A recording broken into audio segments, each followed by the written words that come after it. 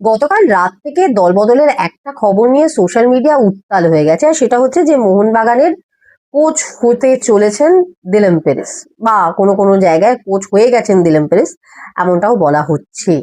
আমাদের আজকের ভিডিও এই নিয়ে আলোচনা তো ডেফিনেটলি হবে, তার পাশাপাশি দলবদলের আরো কিছু ইনফরমেশন রয়েছে এবং তার বাইরেও কিছু গুরুত্বপূর্ণ তথ্য রয়েছে, সেগুলো দেওয়ার জন্যই আজকের এই ভিডিওটা। শুরুটা অবশ্যই মোহনবাগান কোচ নিয়ে যে আলোচনা তাই দিয়েই করবো।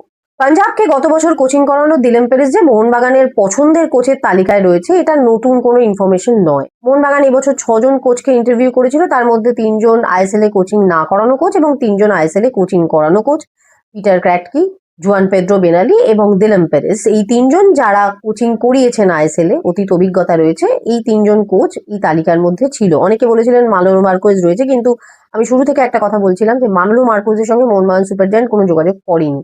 তার কারণ ব্যক্তিগতভাবে মানোলো মার্কোয়েজের সঙ্গে মোহনবাগান ম্যানেজমেন্টের সমস্যা আছে, তাদের তালিকায় মানোলো ছিলেন না, আমি যতটুকু জানি।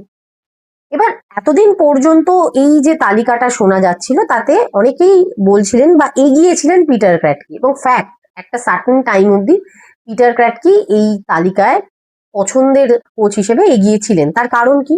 তার কারণ গত 2 বছর ধরে মুম্বাইয়ের মতো একটা হেভি ওয়েট টিমকে পিটার ক্র্যাটকি হ্যান্ডেল করছেন, এই হেভি ওয়েট ড্রেসিং রুমকে তিনি হ্যান্ডেল করছেন, এবং অনেক পরিবর্তন টিমে হওয়ার পরেও সেই টিমটাকে নিয়ে তিনি খেলিয়েছেন এবং সেই অর্থে কোনো বড় প্রবলেম দেখা যায়নি। তো বড় টিমকে হ্যান্ডেল করার অভিজ্ঞতা পিটার ক্র্যাটকির রয়েছে, এবং স্প্যানিশ ঘরানা থেকে কোথাও একটা বেরিয়ে আসতে চাইছে মোহনবাগান, এই বার্তাটা ভীষণভাবে পাওয়া যাচ্ছিল। সেই কারণেই পিটার ক্র্যাটকি কোথাও একটা খাতায় কলমে এগিয়েছিলেন বা আলোচনায় এগিয়েছিলেন। তাহলে হঠাৎ করে কেন আজ দিলেম পেরেসের নাম উঠছে? আজ নয়, অ্যাকচুয়ালি গতকাল রাত থেকে কেন শুরু হয়েছে এই নামটা নিয়ে আলোচনা? তার কারণ হচ্ছে ইন্টারভিউ এখানে একটা গুরুত্বপূর্ণ ফ্যাক্ট। ইন্টারভিউতে একজন কোচ, শুধু কোচ কেন, যে কোনো ইন্টারভিউতেই যিনি ইন্টারভিউ দিতে আসছেন তার বক্তব্য খুব গুরুত্বপূর্ণ হয়। দিলেম পেরেস এই মুহূর্তে এগিয়ে আছেন দুটো গুরুত্বপূর্ণ কারণে। প্রথম কারণ হচ্ছে পাঞ্জাবের মতো একটা টিম যেখানে অধিকাংশ ফুটবলারই খুব একটা পরিচিত নন, সেই টিমটাকে নিয়ে যে পারফরমেন্স এবার পাঞ্জাব করেছে, এবং প্রত্যেকটা বড় টিমকে পাঞ্জাব যেভাবে বেগ দিয়েছে এবং যে অ্যাটাকিং ফুটবল পাঞ্জাব খেলেছে, এটা মাথায় রাখতে হবে যে মোহনবাগান সুপার জায়ান্টের অ্যাটাকিং ফুটবলের প্রতি একটা ঝোঁক রয়েছে, এবং আমরা দেখেছি যে মোহনবাগানের স্ট্রাইকিং লাইনটা সবসময় একটু হেভি হয় এই কারণে। তো সেইটা একটা যেমন কারণ। দ্বিতীয় কারণ হচ্ছে ইন্টারভিউতে দিলেম পেরেসের বলা কথা, তার যে ভিশন ফুটবল নিয়ে, তার যে ভাবনা চিন্তা, সেটা কোথাও ইমপ্রেস করেছে যারা ইন্টারভিউ করেছেন মোহনবাগান সুপার জায়ান্টের পক্ষ থেকে তাদেরকে, যে কারণে এই কোচের নামটা এখন ভীষণভাবে জোরালোভাবে সামনে চলে আসছে। এবং এটা ফ্যাক্ট যে আফটার ইন্টারভিউ এবং শর্ট লিস্টিং এই মুহূর্তে দাঁড়িয়ে দিলেম পেরেস অনেকটা এগিয়ে রয়েছেন, এটা বলা যায়। সই হয়ে গেছে, একদমই বলার জায়গা আসেনি সই হয়নি, কারণ পছন্দের তালিকায় এলেই সই হয়ে যায় না। পছন্দ করা থেকে সইয়ের মধ্যে অনেকগুলো স্টেপ থাকে, সেই স্টেপগুলো পেরোতে হবে প্রথমত। কাজেই সই হয়ে যায়নি, কিন্তু এই মুহূর্তে পছন্দের তালিকায় এগিয়ে রয়েছেন, ঠিক যেমন কিছুদিন আগে পিটার ক্র্যাটকি এগিয়েছিলেন। এই মুহূর্তে তার এগিয়ে থাকার কারণগুলো অলরেডি বললাম, এবং একই সঙ্গে যেটা প্রত্যেকেই মনে করছে যে যেহেতু পাঞ্জাবের এই টিমটা সবাইকে ইমপ্রেস করেছে এবং টিমটা তৈরি করেছেন দিলেম পেরেস, তো অবভিয়াসলি এই টিমের ফুটবলারদের পেতে চাইলেও এই কোচ থাকলে সেটা একটু সুবিধাজনক হবে। তো এই কারণগুলোর জন্যই এই মুহূর্তে দিলেম পেরেস আলোচনায় এগিয়ে রয়েছেন। তার মূল কারণ তার ভিশন অফ ফুটবল ইমপ্রেস করেছে মোহনবাগান সুপার জায়ান্ট কর্তাদের, এটা হচ্ছে মূলত। এখনই সই হয়ে গেছে একেবারেই নয়, ঘোষণার অপেক্ষায় রইলাম, হয়তো এই নামটাই আসবে। যতটুকু শুনতে পাচ্ছি নেক্সট উইক কোচের নাম ঘোষণা হবে, হওয়ার কথা। বাট প্রত্যেক দিন যেটা বলি, দল বদল সবসময় পরিবর্তনশীল। এবার দিলেম পেরেসের সঙ্গেই লাগোয়া একটা নাম নতুন করে মোহনবাগানের প্লেয়ার লিস্টে শোনা যাচ্ছে, আর সেটা হচ্ছে ইফিয়ং, পাঞ্জাবের নাইজেরিয়ান ফরওয়ার্ড। ইফিয়ং এর নামটাও মোহনবাগানের নাকি পছন্দের তালিকায় আছে, এটা ভীষণভাবে জোরালো হয়ে এই মুহূর্তে সামনে আসছে। কিন্তু এখানে একটা প্রশ্ন আছে, সেটা হচ্ছে যে কার জায়গায়। মোহনবাগান সুপার জায়ান্ট অলরেডি পাঞ্জাবেরই জেলকোভিচকে সাইন করিয়ে নিয়েছে, ডিফেন্সিভ মিডফিল্ডার কাম ডিফেন্স বা স্টপারের ফুটবলার হিসেবে। রড্রিগেজের সঙ্গে তাদের চুক্তি বেড়েছে, এ দুটো একদম ঘোষিত বিষয়। এবং জেমি ম্যাকলারেনের সঙ্গে তাদের যে চুক্তির মেয়াদ রয়েছে এবং যা চুক্তির শর্ত রয়েছে, এবং জেমি ম্যাকলারেন যা পারফর্ম করেছেন, জেমিকে পরিবর্তন করার কথা এই মুহূর্তে কেউ ভাবছেই না। তো এই 3জন ফুটবলার কিন্তু মোহনবাগানে কনফার্ম, 3জন বিদেশি। এর পাশাপাশি আরো অনেকগুলো নাম মোহনবাগানে ভীষণ জোরালো ভাবে এসে। মিগুয়েল মোহনবাগানে চলে গেছেন একটা সময় বলা হয়েছে, দ্রাজিক তাদের টার্গেটে রয়েছে এটা বলা হয়েছে, এবং দ্রাজিক অর মিগুয়েল একজন না একজনকে মোহনবাগানের দরকার, মানে অ্যাটলিস্ট ওই জায়গায় একজন ফুটবলার দরকার। তো সেক্ষেত্রে এই দুজনকে পছন্দ করার একটা ভ্যালিড রিজন খুঁজে পাওয়া যায়। এবার যদি এই দুজন ফুটবলারের মধ্যে একজন কেউ আসেন, তাহলে যেটা বলা হচ্ছিল যে মিগুয়েলের সাইন হয়ে গেছে একদম, কিন্তু আমি যতটুকু জানি সাইন এখনো হয়নি, কথা ওখানেও অনেকটা এগিয়েছে। এবং যদি সেক্ষেত্রে মিগুয়েল ধরে এগোই, মিগুয়েল বা দ্রাজিক যে কোনো একজন আসছেন ধরে নেওয়া যায়, তাহলে 4 জন বিদেশি হয়ে গেল। ইয়ান ধান্দাকে নিয়ে মোহনবাগানের প্রচুর আলোচনা হলো, সেই জায়গাটা কোথাও থমকে আছে যে পিআইও কোটার ফুটবলার এবার ইনক্লুড হবে না হবে না। কখনো শোনা যাচ্ছে 4 বিদেশি প্লাস 2 জন পিআইও কোটা, মাঠে 5 জন, এই মাঠে 3 বিদেশি আর 1 জন পিআইও, অথবা 4 বিদেশি 1 জন পিআইও। এই জায়গাগুলো এখনো পরিষ্কার নয়, কারণ ক্লাব জোট আবার পিআইও কে চাইছে না, এবং প্রত্যেকটা টিমের পক্ষে 2টো করে পিআইও সই করানো হঠাৎ করে একটা ডিসিশন নিয়ে, it's not a matter of joke, এটা অনেক কঠিন একটা কাজ। তো সেক্ষেত্রে পিআইও হবে কিনা জানা নেই। সেক্ষেত্রে ইয়ান ধান্দার পজিশন কি, তাহলে কার জায়গায় আসবে?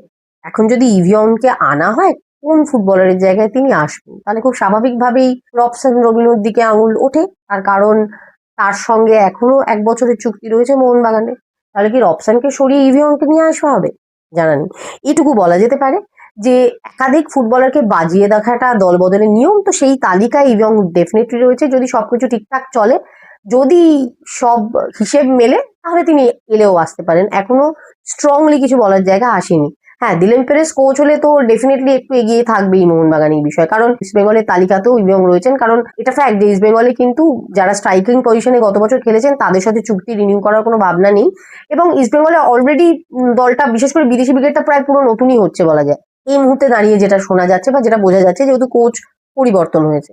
তো সেই জায়গা থেকে দাঁড়িয়ে ইভিয়ং এখনই মোহনবাগানে এটা ভেবে নেওয়ার কোনো কারণ নেই, হিসেব নিকেশ দেখতে হবে। তবে হ্যাঁ, ইভিয়ং এর সঙ্গেও কিন্তু পাঞ্জাবের 1 বছরই চুক্তি ছিল, চুক্তি ওভার হয়ে গেছে, তিনি এই মুহূর্তে ফ্রি এজেন্ট, তাকে সই করাবার জন্য কোনো ট্রান্সফার ফি বা এরকম কোনো ব্যাপার থাকছে না। তো দেখা যাক সেটা কি হবে। এখনই কোথাও চলে গেছেন, ভেবে নেওয়ার মতো জায়গা ইভিয়ংকে নিয়ে অন্তত পক্ষে আসেনি। এবার এই প্রসঙ্গ যখন ঢুকলাম তখন ইস্টবেঙ্গল প্রসঙ্গও ঢুকতে হয়। অ্যান্টোনিও লোপেস হাবাস ইস্টবেঙ্গলের কোচ হয়ে গেছেন, এটাও মোটামুটি সোশ্যাল মিডিয়া বলছে। বাট আমি এক্ষেত্রেও যতটুকু জানি যে ইস্টবেঙ্গলে হাবাসের সই হয়ে গেছে, এটা বলা বোধহয় বাড়াবাড়ি হবে। ইনফ্যাক্ট ইস্টবেঙ্গলে কোনো ফুটবলারেরই সই হয়ে গেছে কিনা এ ব্যাপারে আমরা কেউ নিশ্চিত নই, কারণ এখনো ইস্টবেঙ্গল তাদের নতুন ইনভেস্টারের নাম জানায়নি। ইনভেস্টার ঠিক হয়েছে কি আমি জানি না, কি পদ্ধতিতে তারা ভাবছে সেটাও জানা নেই। ডেফিনেটলি দল তৈরি হচ্ছে, থাংবই সিং তো রয়েছেন ইস্ট বেঙ্গলে, মাঝখানে এটাও শুনেছিলাম যে তিনি চলে যাচ্ছেন দিল্লি এফসিতে, কিন্তু না, থাংবই সিং তো ফাইনালি ইস্ট বেঙ্গলের সঙ্গে রয়েছে, যেটা খুব পজিটিভ একটা ব্যাপার। এবং ইস্ট বেঙ্গলের দল গঠনের ক্ষেত্রে থাংবই সিং তো একটা বড় ভূমিকা নিচ্ছেন, তিনি কথা চালাচ্ছেন, কিন্তু যতক্ষণ না ইনভেস্টার ডিসাইড হবে ততক্ষণ পর্যন্ত তো চুক্তি হওয়া সম্ভব নয়।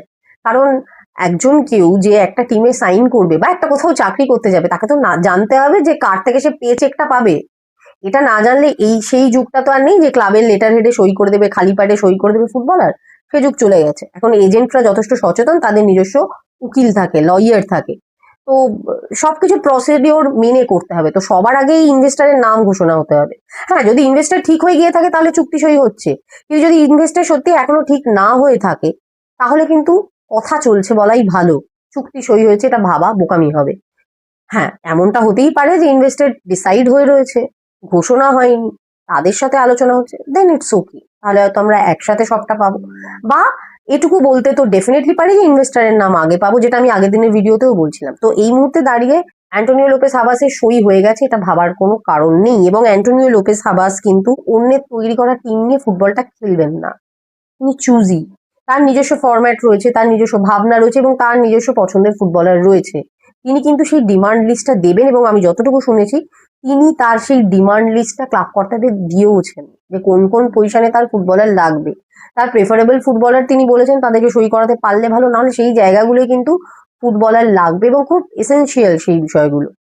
তো এই জায়গাগুলোয় সহমত পোষণ করতে হবে, তবে গিয়ে সবটা হবে। হ্যাঁ, এটা ঠিক, কথা চলছে, একাধিক কোচের সাথে কথা চলছে, অ্যান্টোনিও লোপেস হাবাস এই দৌড়ে অনেকটা এগিয়ে রয়েছেন, এতটা বলেই থেমে যাওয়া ভালো। সই হয়ে গেছেন বলা বাড়াবাড়ি হবে, এটুকু বলতে পারি এই মুহূর্তে। ঠিক সেরকমই বাকি ফুটবলারদের ক্ষেত্রেও, যে কেউ হাতছাড়া হয়ে গেছে বা কেউ সই হয়ে গেছে এরকম ভাবার কোনো কারণই না। পুরনো ফুটবলারদের কথা বলছি না, কারণ কেভিন সিভিলের সঙ্গে সত্যি হয়তো আর কন্ট্যাক্টটা হওয়া মুশকিল, যেটুকু জানছি অনেকটাই সমস্যার জায়গায় চলে গেছে, তাও এখনো পুরো হাতছাড়া হয়ে গেছে এমনটা বলা যাবে না।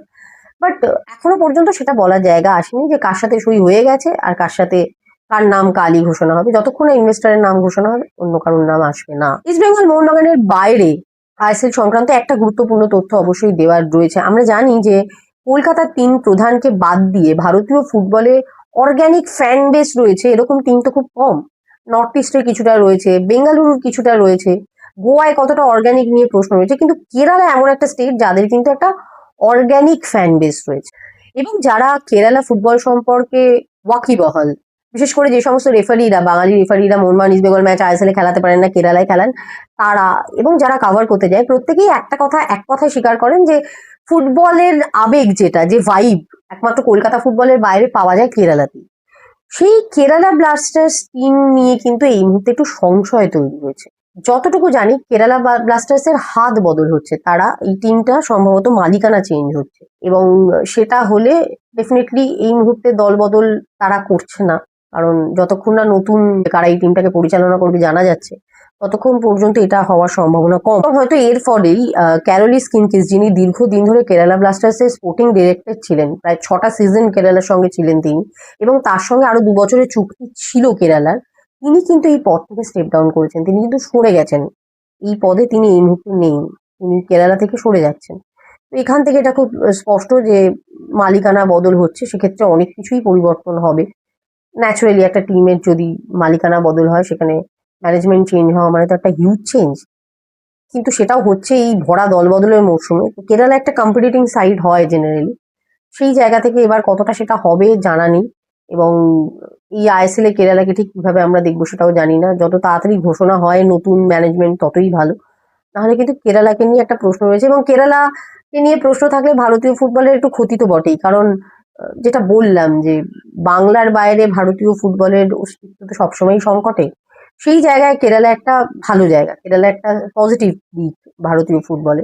সেই জায়গায় সমস্যা তৈরি হলে নিঃসন্দেহে একটা চিন্তার জায়গা তৈরি হয়, এবং কেরালারও কিন্তু একটা ফুটবলিং হিস্ট্রি রয়েছে, সেখান থেকে একাধিক ফুটবলার উঠে এসেছে অতীতে। সেই জায়গাটা একটা কনসার্নের বিষয় বলে আমার মনে হয়। আজকের ভিডিও এগুলো নিয়েই বলার ছিল। ভালো লেগে থাকলে লাইক করুন, শেয়ার করুন, এবং অবভিয়াসলি সাবস্ক্রাইব করুন আমাদের চ্যানেল অজগর টিভি।